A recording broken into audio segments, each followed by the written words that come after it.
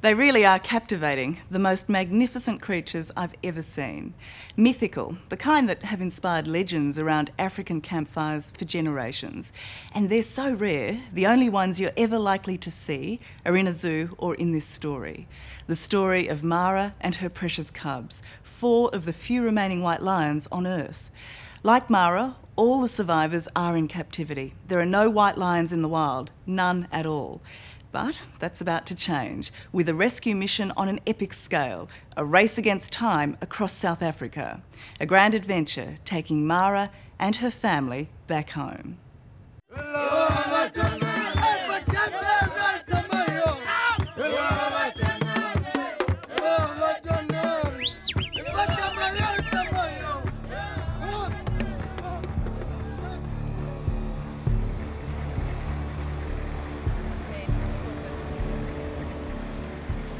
It's like they're coming to greet you.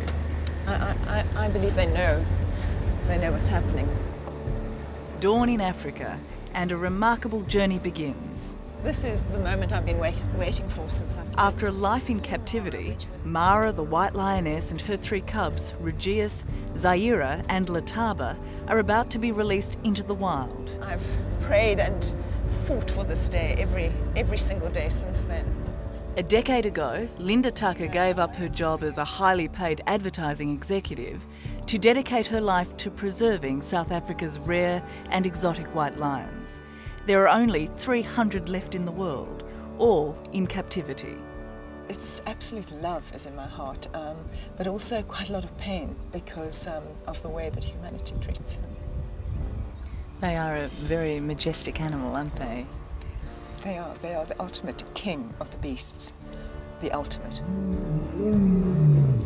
These lions aren't albinos. Rather, they're a throwback to an ancient bloodline created by a rare recessive gene. Look, she's stalking her mum. It was only 30 years ago that their existence in the wild was even confirmed. Hello, Mum.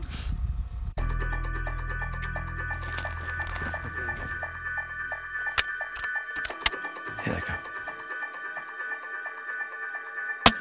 Got it, beautiful. It's confronting to watch, but the lions are being darted for their own safety.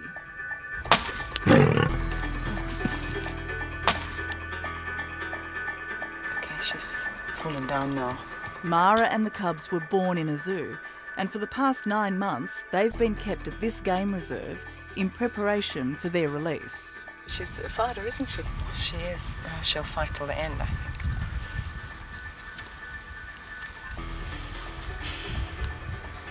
You okay? Well, it is very emotional. But the lions' return to South Africa's Timbavati region is also very controversial. Do you think Mara's up to a visit yet? Many fear it's doomed to failure, that white lions simply can't survive in the wild. They'll either be killed by other lions or hunted to extinction. Be fine. Be fine. He sounds very close now, Chris. No, he's close, yes. We're on the trail of a lion. Chris McBride knows more about white lions than anyone in the world. Where do you think he might be? He's just, yeah, he's not wrong. He was the first to document their existence in the 1970s, and it's from his research that he believes Linda's project won't work. I think he might have seen us and just faded away quietly. Huge. Lions are territorial beasts, more likely to kill than coexist with those introduced from captivity. But you will not be able to return a lion that's white, pink, yellow or blue to the wilds because it will be chased out by the resident males. We find Chris McBride camped on the banks of the Kafue River in remotest Zambia, working on his latest research. Look at those hippos. They're in the middle of the river. After a lifetime of lion watching, his greatest moment as a scientist is still the discovery, 3 decades ago, of 2 white lion cubs. Oh, it's amazing. It was so unexpected, but there it was under the tree. It's so unexpected to see something white. Chris's chance finding enchanted the world, but it also exposed them to trophy hunters willing to pay big money to kill these rare animals. The dilemma was, leave the cubs in the wild or place them in the safety of a zoo. So the decision to remove them from the wild, why was that made? Because they would have been shot. I mean, I would rather have them in a zoo if it's a large enough enclosure than have them dead. You're quite convinced that these lions will survive in the wild? Without doubt. That is their destiny and that's their right. Australian vet Steve Van Mill is also convinced the project will work. Steve's part of an international effort to save white lions from extinction, and he's volunteered to help Linda. Does she have a name, Linda? Yes, Zaira, ray of sunlight. Zaira, ray of sunlight. Yes. We'll look after little Ray.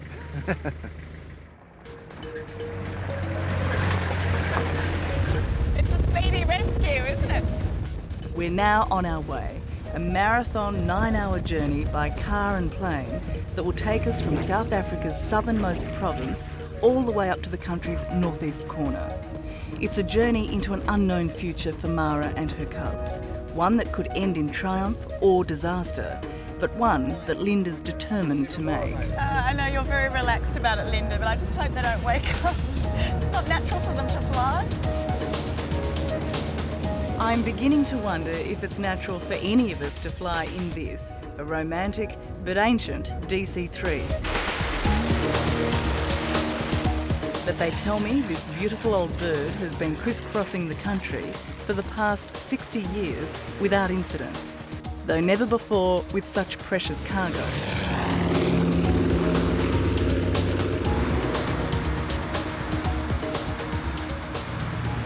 How are they travelling? They're travelling really well, Tara. I'm very, very pleased. Do you see this as a grand adventure yourself? Oh, look, it's terribly exciting. I mean, I don't know who else in the world has been able to sit with 4 white lions in the back of a plane like this, and particularly as these animals are extinct in the wild and they're being reintroduced into the wild, and that's a big moment for any species of animal, but particularly for such magnificent big cats like this. It's smooth flying now, but Linda Tucker's mission has encountered plenty of flack and made many enemies. None more powerful and vocal than South Africa's hunting industry. For me, she's a Miss Nobody in the game business. She's nobody. I think she's there for her own benefit, begging of money from people. What does she know about nature conservation? What does she know about nature? Big game operators like Marius Prinsloo argue rather than returning lions to the wild, this is how to save them, by hunting them.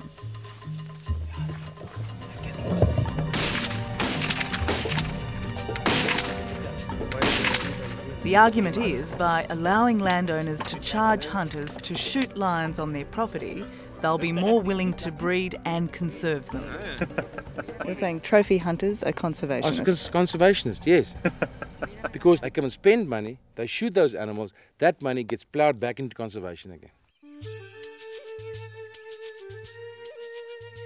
There's about 30 different species of game that we've got here. Here at Komori Lodge, Marius runs one of South Africa's biggest captive breeding programs. As you will see on the ride, there's too many animals for this property already. The animals reared here are destined for nature parks, zoos and hunting reserves. Hello, boys. Hello. Most prized are his white lions, and Marius is convinced the only way to ensure their existence is by breeding them in the safety of a managed environment like his farm. We don't breed lions just for the sake of having them hunted. The thing we want to do is for humans to enjoy these animals, to see them, that they can appreciate these nice, majestic animals. As you can see, white lion cubs are irresistible. They're adorable. They're just like big, playful, ow, pussycats. But it's when they become too big to play with that their future is then in the lap of the gods. Stop it. Ow.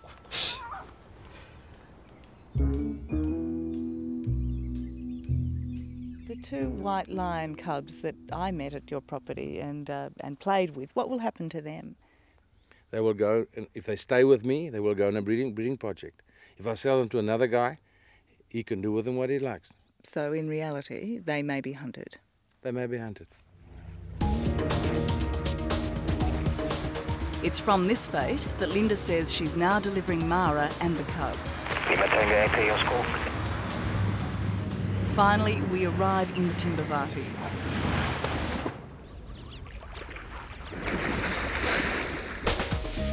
Stretching out before us, this vast plain is home to Africa's most magnificent wildlife. Let's go. But the big question is, will the white lions also thrive here? Linda believes with careful management they can. She's here. A little vlogging works for Wayland. She's here. She's here. Wow. Hey, sweetheart.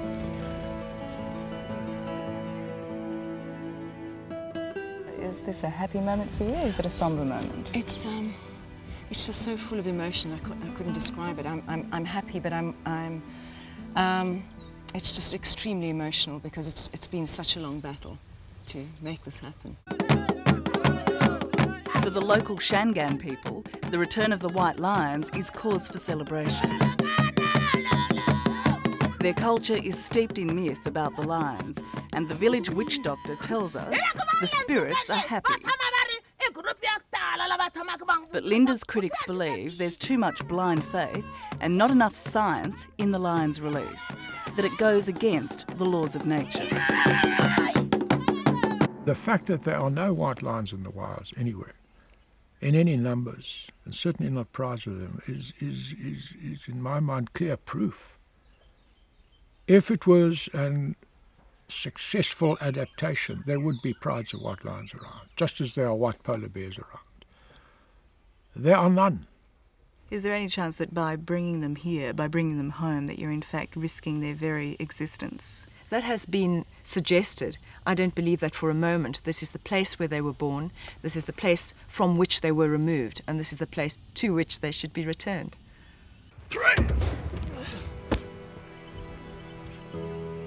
So they've settled in okay? Well, completely. They just look completely at home. Very, very happy. You sound a bit surprised. Well, I expected them to take longer, to be a little disorientated, but it was as if they had set foot on their homeland. This is a staged release. In the next couple of months, they'll move into a 300-hectare enclosure, and then in a few years to 12,000 hectares of bushland, where they'll mix with wild tawny lions. But even if these normal lions accept them, interbreeding could destroy the very thing that makes white lions unique, their colour. Is there any chance that if you let nature take its course, that the white lion gene will simply be bred out? There's every chance of that. I respect the laws of nature, and should that be the case, well then so be it. Nature's chosen to go that route. Many see Linda Tucker as well-meaning but misguided. There's no doubt her approach is unusual. She even believes she can communicate with lions.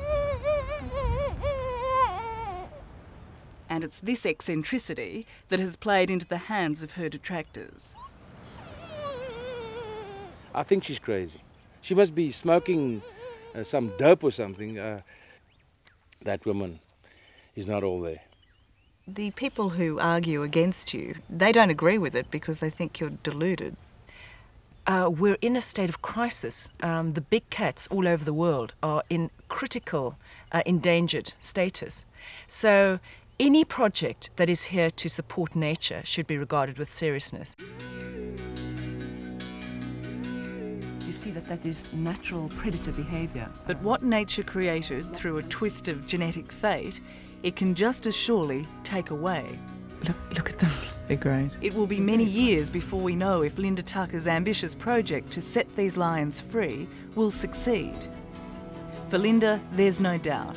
Mara and her cubs will be the first of many white lions back in the wild. This is not only a national treasure, this is a global treasure. These animals need to be protected for humanity and for the world, and they need to return to the land where they were born. So ultimately, I'm hoping that others will see the importance of this.